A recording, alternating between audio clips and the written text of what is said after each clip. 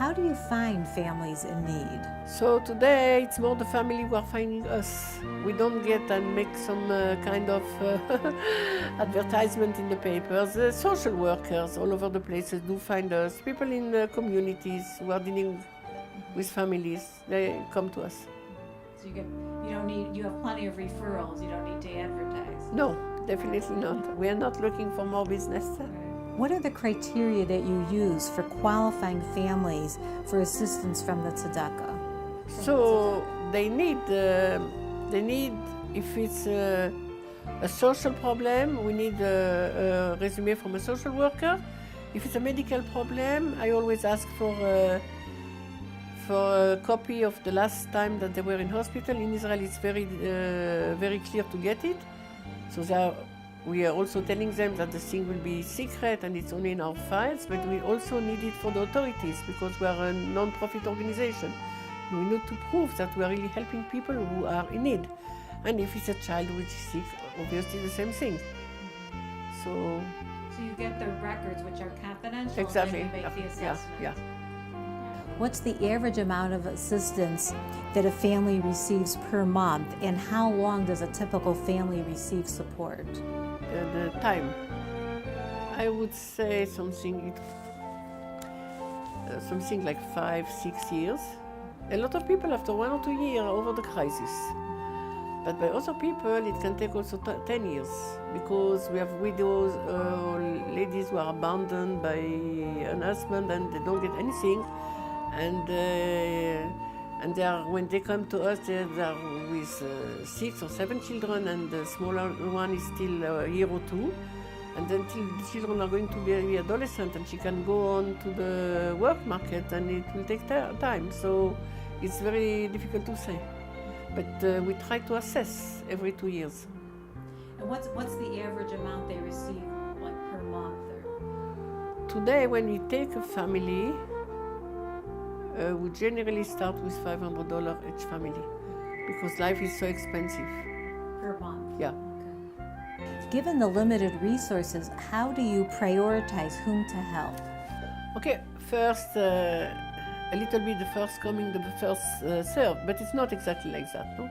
We are looking at the story, and according to the severity of the case, we put them on the top of the list or a little bit on the waiting list, that's for sure. But we have to decide according to the severity of the case, and we are few people doing the decision together. How do you monitor and assess the family's changing situations? Do you have help? We have a formula that when people ask for help, they have to ask everything. They have to show us how the family is, how they are living, and if the apartment is rented or if they're own, if they've got a car or not. Generally, it's not. And then the number of children, how many children are still going in school, and what's exactly the situation now. We ask every 2 years to refill this file and to send it, and we go on the files, and then we see if there is still a reason which is justified to go on with the help. So every 2 years you assess and you get help that does it. Now most of that help is volunteer because you said that's how you lower the overhead and you don't have a standalone building. No. Are there other ways that you decrease the overhead? Also the one who is doing the administration, she has really an office in her house with all the equipment of an office, but our staff, she does it voluntary. Not the one who does the bookkeeping, she's paid. But if we have enough place, she also does it out of her house. I know interviewBambi doesn't have a standalone building. Can you tell us other ways that the organization keeps its overhead low? And what is interviewBambi's overhead? Monthly, I think mainly it's for the salary of the bookkeeping and the CPA. I can't tell you exactly the numbers, but the bookkeeping, it's only maybe 40% of a job, not more than that. And the CPA is a job which is done once a year, so I can't tell you exactly how much but it's also not so much. Then when I was traveling to the States, the traveling, that was one of the main expenses. Can you describe a typical week or month of your tzedakah activities? It's okay. Sometimes I'm busy with the donors. People of the community are coming and here and there and want to meet and go to the hotels to meet them or like that. And a lot of phone calls. You should have seen the place, let's say, a month before Pesach and a month before Sukkot. I can't speak on the phone. But generally what I do, people are calling me the whole day. Mamash, every 2-3 minutes can be a phone, and I make an hour every day, and I take the names and what's the story, and I put them on the list. It's really mamash like crazy. And you know that even I try to make it that we should be finished 2 weeks before the Chag. This year, the day Erev Pesach Mamash, somebody was in the supermarket at 2 o'clock, I couldn't believe it, and it still didn't have basics for Pesach. So it was unbelievable how people can come, and I really said that, you know, the story of Elimelech, the husband of Nomi, he said that he left Eretz Israel because he was very, very wealthy, and he couldn't take it anymore, so he went to Moab. So people, I always, when I was in Canada, I used to say, if Mr. Reichman will leave Toronto, people will understand what he gave to Toronto, yeah? But I say I could understand Elimelech. It's really very harsh to go on. How do you address the special challenges of helping people right before Pesach? We have, thank God, the last years, we got from one of the big donors a very large amount of money just for Pesach and for Sukkot. And then we add from ours, together we come to an amount of close to $300,000 for these 2 months in the year. Does interviewBambi2 provide non-financial assistance to families? Not really. We can send people to places where we know that they can help them. Sometimes I'm getting clothing, especially baby clothing, and then I'm very, very happy to donate it. But not really that we are dealing with this. Do you see a need to create new programs or special projects to address unmet needs? I know that a lot of things were not really treated. Like I would think if we would found a fund for people who have problems with sick children, it would be great. But I don't think they can make a separate cash for it. What have you learned over the years to do differently? So when you get older, you become a bit more clever. And also you develop a sixth sense to be careful of people. And sometimes you have got, like everywhere, in every society, people who are not, you cannot trust them.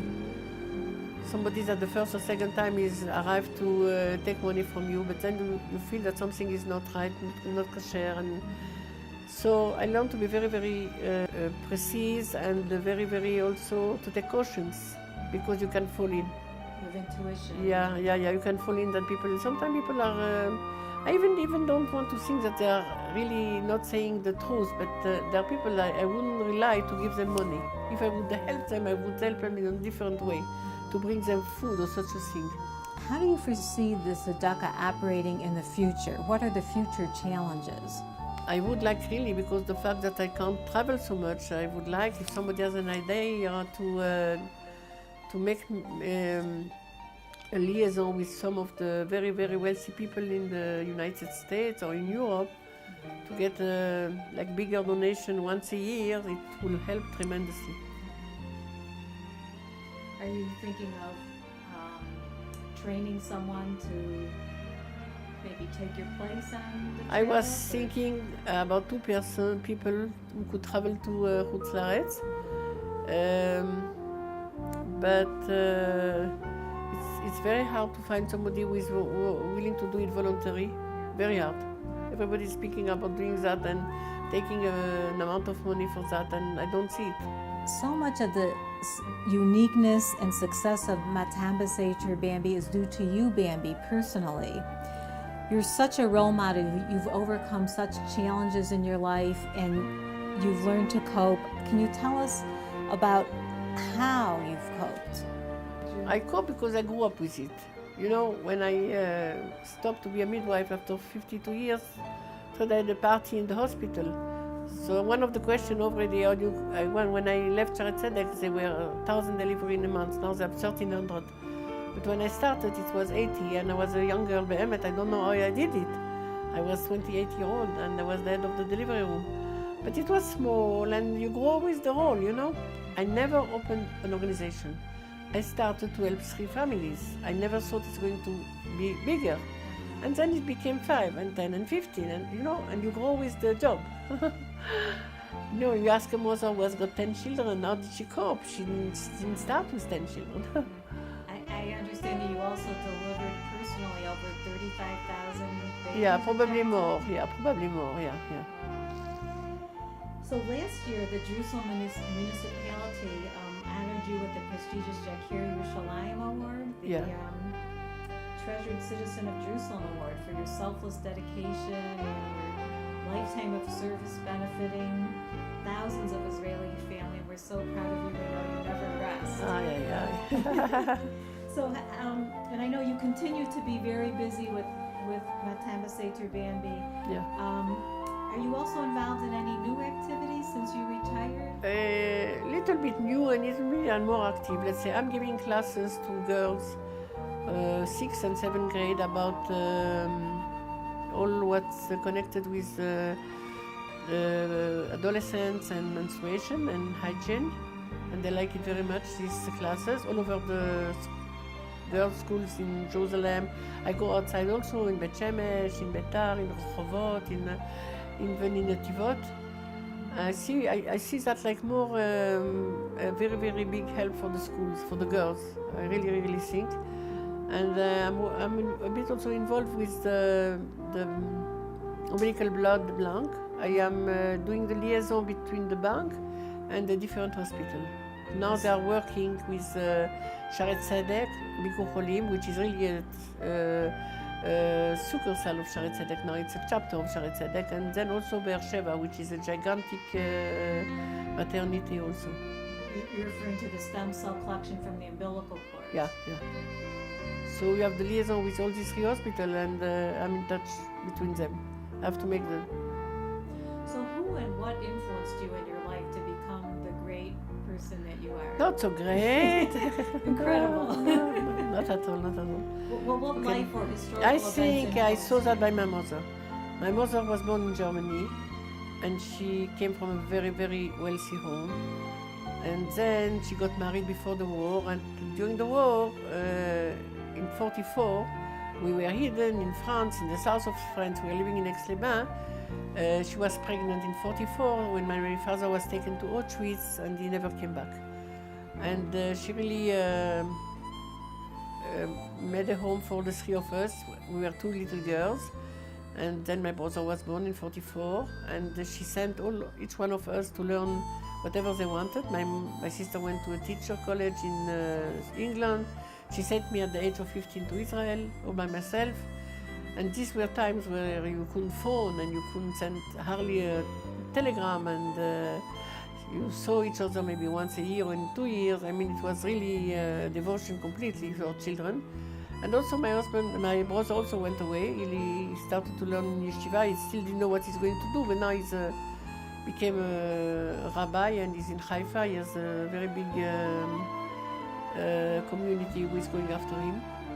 So she, Baruch Hashem, saw a lot of nachat. But she taught us we should not only think about ourselves, and she taught us to help people even if we don't want so much to help. I remember she was demanding, mamash, and I think maybe that's what gave us the direction. So you basically grew up without a father, so she was... Yeah, she was the... role model for you. Can you tell us a story about your mother? I know she was such an important role model for you. My mother, I tell you one story what she did to me when I was maybe 12-year-old. One day she said to me, there is a young couple, they're called Blonder family, and they were living at least half hour away from us, that she's waiting, she has to give birth to her first child, but her husband is working outside Lyon. It was in Lyon at this time, and she's alone, and if she gives birth in the middle of the night, she has to call for the car service, but she can't go to the phone because it's quite far away from her house. So I should go and sleep with her. I said, Not going, I don't know how babies are born, I'm not going, I was 12-year-old. And there was all fight, but I went. But then the husband once, instead of coming on a Friday morning back, he came on Thursday evening. And there was no 2 beds, there were only 2 beds. It was a tiny little apartment for a young couple. And I was sleeping with his wife, so he had to go to the hotel. So I told my mother, I'm not going because of me, Mr. Blonder, he didn't have a place to sleep. At the end, I went till she gave birth.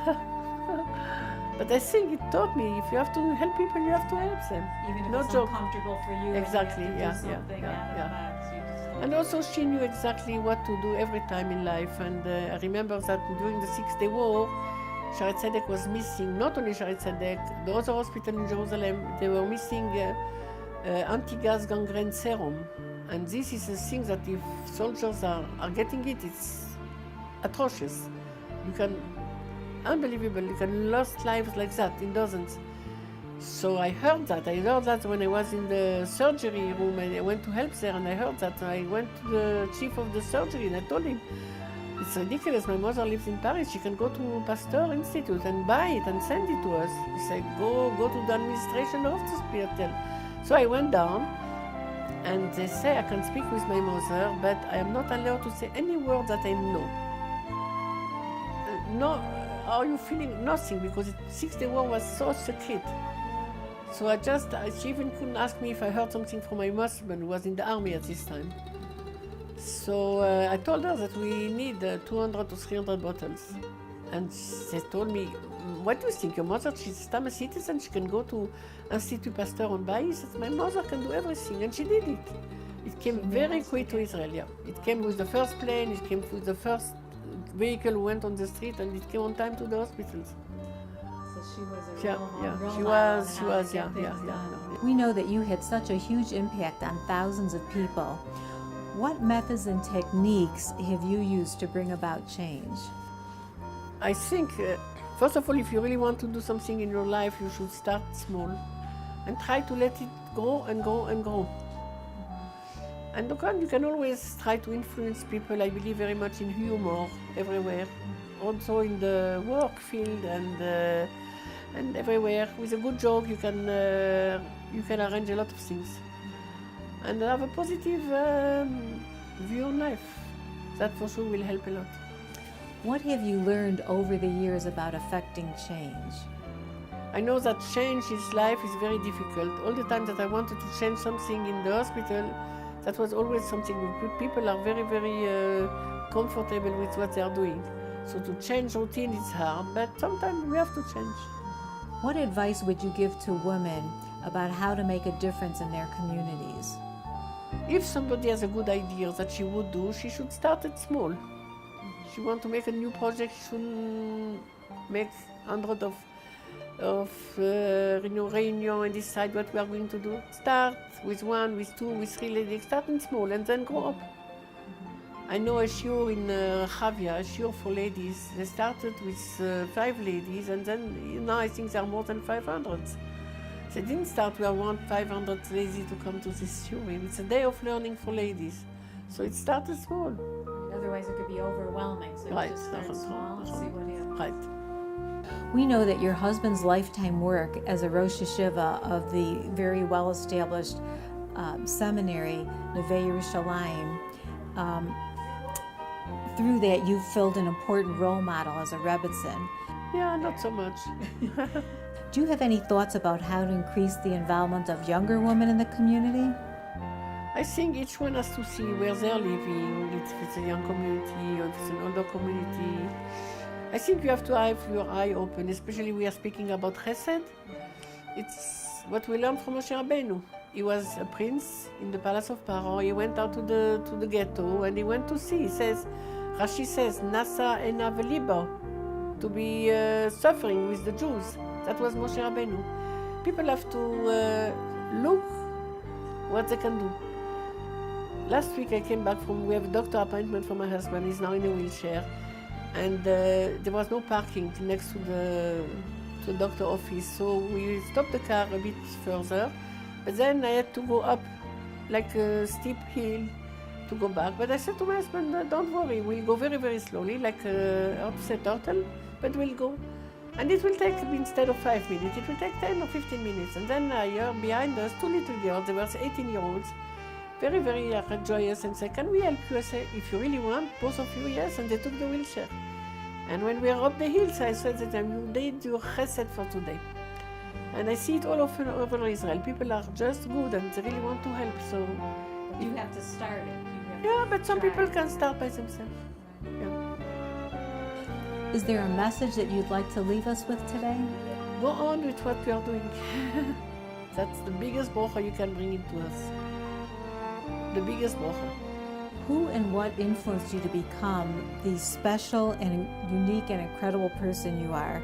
What life or historical events influenced you? Thank you very, very much for coming over to Jerusalem. Dr. Rachel came from Ranana. It's not so easy. May Hashem bless you, and may you continue serving Am Yisrael for many more years. Thank you very much.